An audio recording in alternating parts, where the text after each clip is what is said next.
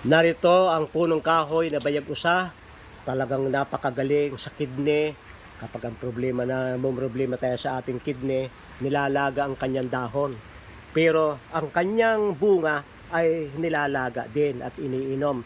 Mapait-pait lang nga.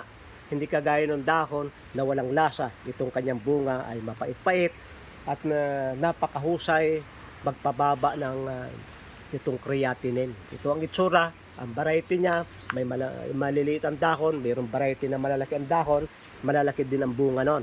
Pero ang kanyang mga bunga ay kaya tinatawag itong bayag kambing o bayag usa ay sa dahilan do sa kanyang nature.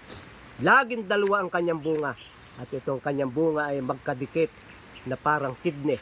Kaya sabi nila, gamot yan sa kidney at totoo nga. Ang bunga niya ay kulo kung saan part ko ang organ ang igagamot, kidney. Ay dito ay parami ng gumagamit, parami ang bumibili. Bayag usa, maganda sa kidney.